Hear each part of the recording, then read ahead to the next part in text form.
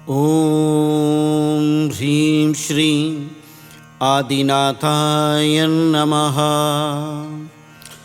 ॐ नमः सिद्धेभ्यः। ॐ नमः सिद्धेभ्यः।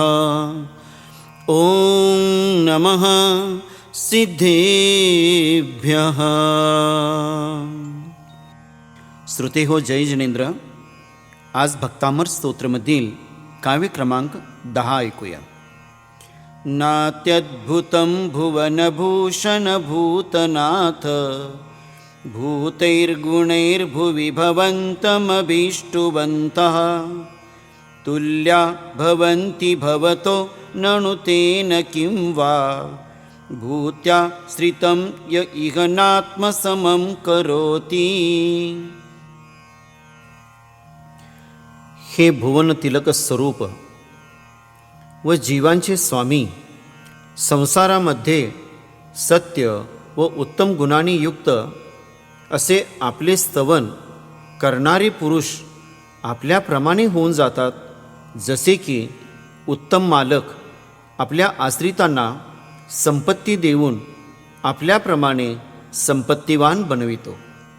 हे स्वामीन, ज्याप्रमाणे उत्तम मालक आपल्या नोकरांना संपत्ती देऊन आपल्यासारखे संपत्तिवान बनवितो, त्याचप्रमाणे आपणही आपल्या भक्तांना आपल्याप्रमाणे शुद्ध बनवीत असता.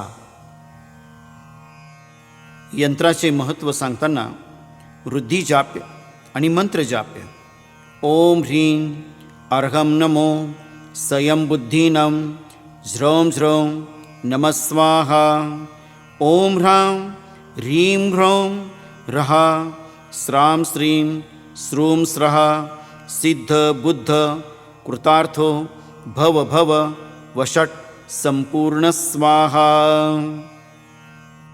10 नंबरच्या काव्याचे वृद्धी मंत्र आणि यंत्राची विधी. हे यंत्र आपण शुद्धतापूर्वक पिवळे रंगाचे वस्त्र धारण करून पूर्व दिशेला मुख करून विराजमान करावे. दर्भासनावरती बसावे, पद्मासनामध्ये असावे. समोर गाईच्या तुपाचा दिवा, धूप आणि ती धूप देखील कुंदरूची असावी.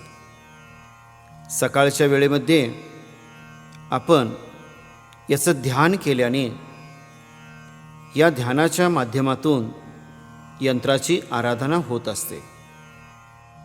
या वृद्धी मंत्राची आराधना केल्याने अथवा यंत्र जवळ ठेवल्याने कुत्र्याचे विष उतरते.